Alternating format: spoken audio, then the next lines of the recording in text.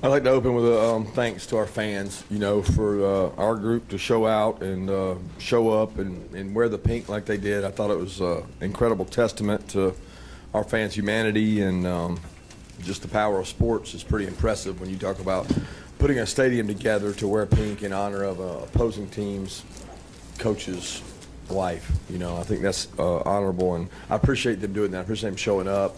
I appreciate the numbers, even with the weather we had last night and the heat today. I'm proud of our players. I thought that their approach to this playing this game and this team, they approached this team with a lot of respect, which I did too. I still think that they play in one of the tough conferences, and they've got a good football team. We played probably better today, at least defensively, than we had been playing, and had some tough contested plays on the outside. And then offensively, I thought we mixed tempo and playing with the ball well and did some good things. But that's football, and we got to continue to improve, and we got to show improvement this week for sure. Coach, I was going to ask you, you did talk up Arkansas State pretty good, Yep. but did you feel like your team took some steps, both offensively and defensively, that might have been missing a little bit for a few weeks? I don't know. Once I realized they struggled to run the ball there in the first half. I thought they would have a little more success being able to run it, and we played more physical up front, and we're able to play, looser coverages and some things to help guys out. And I thought up front played well. I thought that the linebackers added in and did some things that created problems for them, and it helped us be free to play some different things.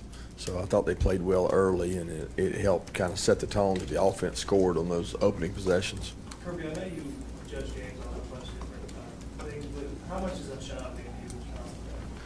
Well, for me personally, it's not a lot. For the defense, I want that for them. I want that reward for them. I want it for the coaching staff, for Dan, Schumann, Trey, Charlton, all the GAs and assistants who spend countless hours staying up there and game planning for every little thing that you could get. And you might plan for 1,000 things a week, and you only get 10 of them. And for it to pay off and get a shutout, and for the kids who practice so hard, and so many guys played for defense. I don't know how many we played, but we played a lot of guys. And I've been in a lot of games that end sloppy, and you give up that touchdown, you feel like deflated. But it's nice to walk out of there with a shutout and reward the players who got to play, that played to the standard that we have to play to. You talked about during the spring, you talked about the play of your wide receivers. I wonder how they would respond once the season started. There's 3 games into the season. How would you just evaluate the play of those receivers? Well, when they've had an opportunity, they've done well. They've blocked the perimeter well. They played physical. They play fast. A lot of guys have got to play. We haven't had a lot of drops. We've had some lack of execution that has to improve to get to where we want to go, and they continue to improve. I'm proud of them for all the words and all the criticism that was out there for them, or concern, I should say, that was out there for them, and I think they've responded well to that. But we just don't have a deep group there. I mean, we're thin at wideout, and it's tough because guys are going down. Can you talk about the learning curve that Pickens has been on? It seems like each week, right before our eyes, we're seeing more from George. Well, I think you're seeing that because we're trying to use his talents more. First game, we didn't know how he would respond, and we tried to get him the ball there some late. And then second game, we certainly had some opportunities to use him, and he's improving, and he's also proving that he can become accountable. And, all people see is the catches. You don't see when he doesn't catch the ball or he has a busted route. He had several things today that he didn't do right, he didn't do well. So he has a lot of improving to do, where I know the consensus will be he had catches, he had wows, he had this, but when he didn't have the ball or the ball was not thrown to him, a lot of those were because he wasn't doing what he was supposed to do. Coach, after the season opener, you talked about DeAndre Swift and the possibilities of him being more successful if he could do things like just look for ways to make different cuts, to get more yards, to be a better competitor and kind of contribute to the team overall, versus just looking at it from the perspective of, hey, I can make guys miss. So what you saw in him today, what you've seen in him since the season opener, are you seeing his skill sets evolve?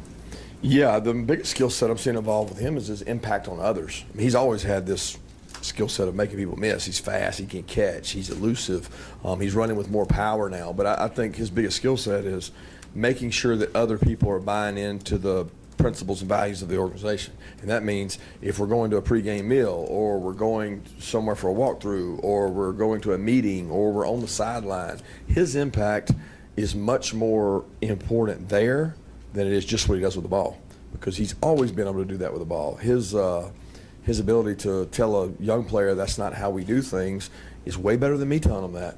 And when Swift does that, that has a huge impact on the confidence of our team, and it gets buy-in for us. Kirby, a lot of people on Cook's long touchdown. Is there any part of you that would have liked to challenge a little more just any answers to questions? I mean, it's hard to answer that question, because you'd like to say yeah, but then we'd be asking ourselves a lot more questions, you know, with the teams we played. So it's tough. I don't worry about that as much as I worry about the physical conditioning, because physical conditioning of playing a 4-quarter game, there's really only one way to simulate that, which is play it, and we haven't, you know, and I can't rightfully just keep the guys out there and not play other players. So that's the toughest thing. We got to be in shape, ready for a 4-quarter game.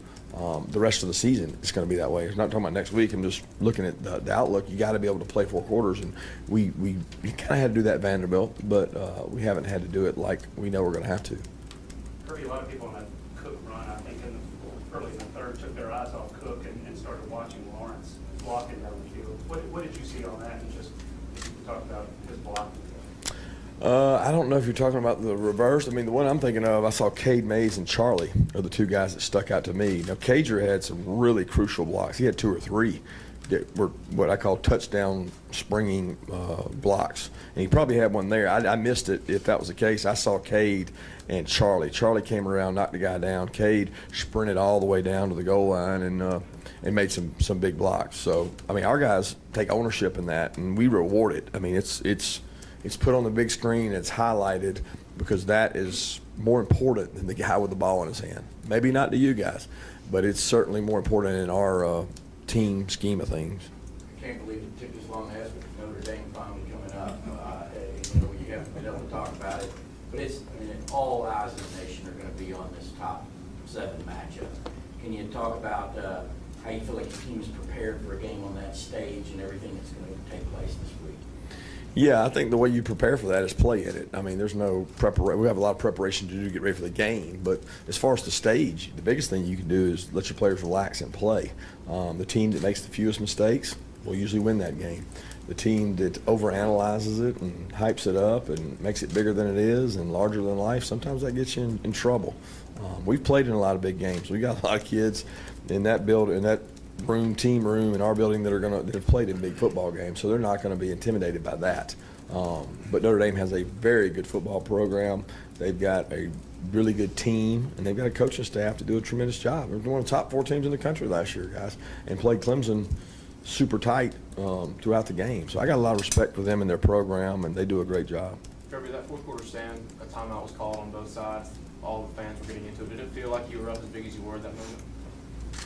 No, I mean, I never look at the scoreboard. I mean, it doesn't matter. You know what I mean? Like, I'm coaching to coach the players like it matters to them just as much if it's 7-7.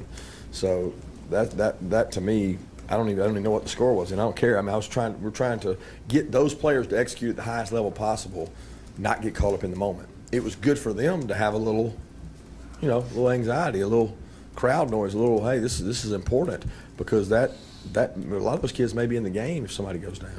Kyler Simmons went down early. It looked like he got body slammed out of bounds. Can you update us on his injury, and how clean did you come out of it other than that injury? I'm not sure on Tyler. We'll have to see Monday. We think he's going to be okay. He did. He bumped his shoulder over on the sideline. I couldn't see it from where I was, but the way the crowd responded, it looked like it was late or something. But I think he's going to be fine. I think he probably could have played if he had to have. Other than that, D-Rob had some nagging injuries that were bothering him, so he wasn't able to finish out. I don't know who else you're asking about. What kind of improvements has Dominic play like a major, where he's able to go from not playing against Vanderbilt to playing like he did today, and what does he have to keep doing going forward? Well, Dominic didn't do anything different leading up to Vanderbilt than he's doing now. It's just opportunity. He's getting an opportunity to play more. And like I said before, he was very deserving to play Vanderbilt. We just didn't get an opportunity during the game to get him in there, and he's taking advantage of his opportunities. Dom works every day so hard. He catches the balls thrown to him. He's got a very compact body type. He's hard to tackle. He's a very savvy route runner. He's got great hands. Kirby, since this week your corners were going to have to win some one-on-one battles. How impressed were you with what they were able to do to shut down on this past game? I was pleased with their competitive toughness at the line, like getting hands on people and being physical at the line. And I still think that Arkansas State has good wideouts. They've got good players, and they're going to score a lot of points in their league. They got a vertical passing game, but we were able to make some plays out on the perimeter, and we really challenged those guys all week. And I thought, all four of those guys played well while they got to play. Tyson Campbell came out of the game. They said a foot in the press box, but can you talk about how he's kind of maybe set the tempo there in the first half? He had 3 tackles, 3 pass breakups. Looks like playing good ball now. He came out and played hard. Tyson practiced well this week. I thought our corners, they responded to the challenge that we gave them, and they played hard. He did some good things in the game. Seems like Coach Coley's kind of finding a role for James Cook on the outside with, our swing passes and jet sweeps. How important is it to have a guy like that in your offense that can stretch the defense horizontally and not just punch him in the mouth like you guys want? Oh, it's big. I mean, it's big for us because, we're a physical downhill team, and when you have to defend the 53-yard width of the field as opposed to just the depth of it, it makes it a lot tougher. And James is a hard to tackle guy. We've seen that in our scrimmages, but more important than that are those people out there putting their helmet on people for him when he catches it. The Charlie Warners, the Cagers, there's some big bodies out there now, out there blocking people. And it's frustrating for us in fall camp. You can't get off a block because the guys are so big.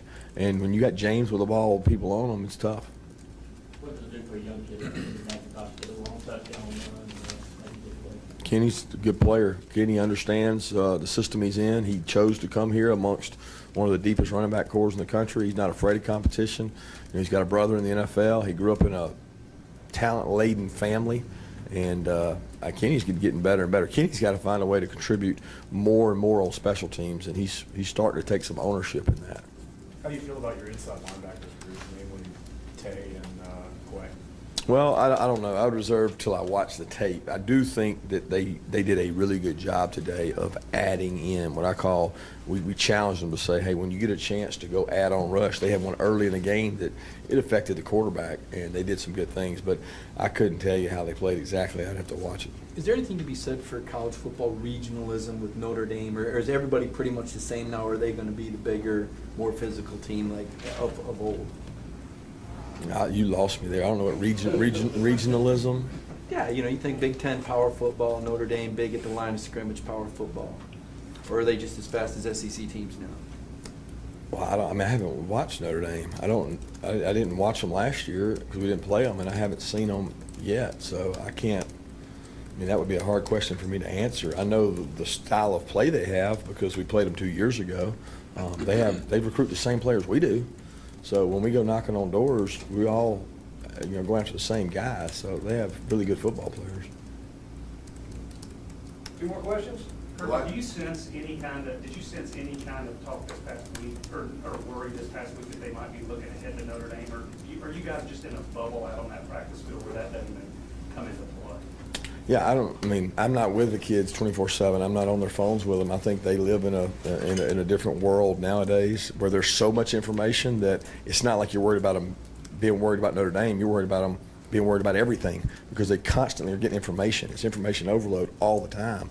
So we just try to concentrate on Arkansas State. We talked about them each day, talked about their program and their conference, and I'll try to go out and play them. Kirby, what are some of the major differences you've seen in Jake from the 2 years ago when he played Notre Dame to leading up this week? What are some of the major differences you've seen in this year? So a world of difference. He was a young, nervous, composed freshman, and now he's a confident, experienced junior, and he continues to get better. He makes good decisions. I thought he moved around in the pocket well today, and they gave him some tough, different looks. Thanks, guys. Appreciate it.